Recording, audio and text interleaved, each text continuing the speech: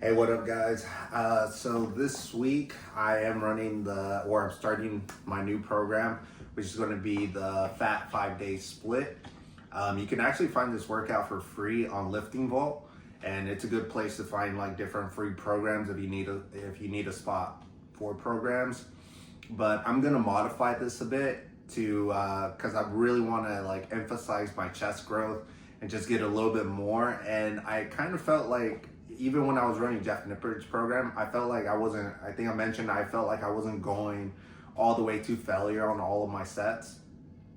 And I felt like the jumps that I made in my maxes, which was just like 15 pounds on squat, 15 pounds on deadlift, and 15 pounds on bench, were kind of, I don't want to say like not enough, but I felt like I did, or I had better progress running PHAT. So just to check that, I'm gonna run it. I'm not sure if I'm gonna do 1 or 2 cycles of PHAT.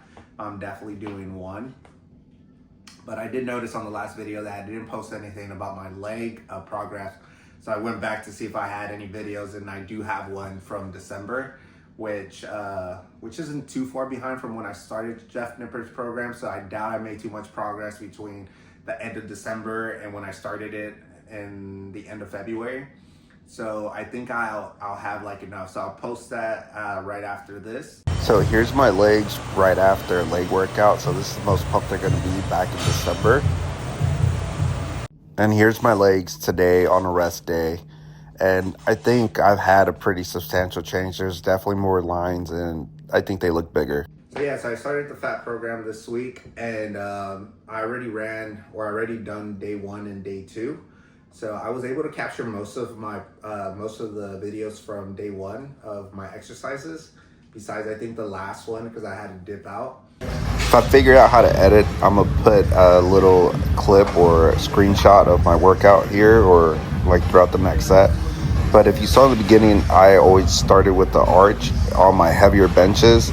Back in the day, I was one of those people that said flat bench, arching is cheating. But I think a slight arch is necessary with bench. Now with incline dumbbell press, I'm really trying to take it to failure, and I'm really trying to touch my shoulders kind of when I come down and leave it there for like a pause. Now that I'm looking back on the footage, this is why it's good to have footage. I don't think I had enough of a pause, even though like in my head I counted 1. I just need to, do a little bit better of a pause on the next coming days. And for those of y'all that have heard of it but never seen it, I'm actually training at Alpha Land. This is gym 3. They have 3 gyms, and this is like the outdoor one. On my pull-ups, I like to bring the chest to the bar, weight there, and come all the way down. But as soon as I got up there, like my calluses were really hurting, and I really should have used some straps. So I was just really trying to get through the reps here, and I was just not trying to lose my grip. Now for my horizontal row, I decided to go with this plate-loaded machine, just because like I could add more weight to it easily, and I could do like 2.5 pounds if I need to. And one thing I'm really going to focus on like moving forward is I really want to control the weight more when I bring it down. I felt like I had good control, but again, now that I'm looking back at it, I was like, man, I could do a little bit better next time. Now with my weighted dips, my real goal with these is to keep using a plate and just over time get more control over it, because I'm going kind of fast and I'm coming down all the way, but I feel like I could go a little bit deeper and really control my movement on the way down. Here we have Pendley Rows, and if you wait till the end, you'll see that my strap actually got loose from the beginning, and these were just not too brutal. It's only 155 pounds, but if you'll see, my legs are pretty spread apart, and that's because like I'm trying to avoid hitting my knees, and I'm just not doing a really good job, and I'm also not controlling the weight too well. Now on the dumbbell shoulder press, I was really just trying to find the right weight. Again, this is week 1, so 55 pounds was pretty light, so I think I'm gonna move forward in the next coming days, probably like 65 pounds, which is a good weight. I thought I was going to be a lot weaker, but I kept a good amount of my strength. But on day 2, like I forgot my tripod. I got sick earlier this week, So I just kind of like, I've been, I don't know, just all over the place. So I didn't grab everything from my leg day, but I do have my deadlift and my squat. It took me like an hour to get to the gym on this day, and I was really worried about doing these lifts, but man, the deadlifts really moved really well.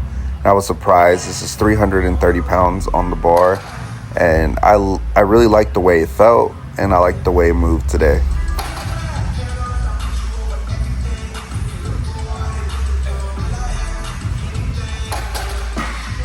Now moving forward, I know that my squats are going to go before my deadlifts because, man, my CNS was really feeling it on this one. But even though I'm sick and even though I didn't feel all the way there, I was still able to get 280 pounds by 3. And I felt that the weight moved really well. And if I was 100%, I definitely could have done it for 5. So I'm really proud with how all these lifts moved today. I accidentally started on week 3 instead of week 1 when it came to my lifts. So I ended up deadlifting 330 pounds for 3 sets of 5. And I did 280 pounds on squats for 3 sets by 3. And I was really fatigued and the weight didn't seem that heavy. So what it was I was just, I did deadlifts first, which fatigued the hell out of my CNS. And the other thing is I was sick. So I was like, man, if I was healthy, I definitely would have done 5.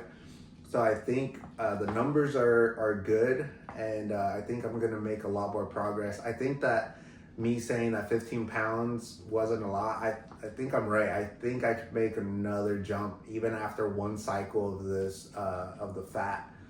So let's see what happens. And if you want to keep up with me, please follow and subscribe, or just subscribe. I keep saying follow. Again, I'm pretty new at this. So I'm just letting it flow that way.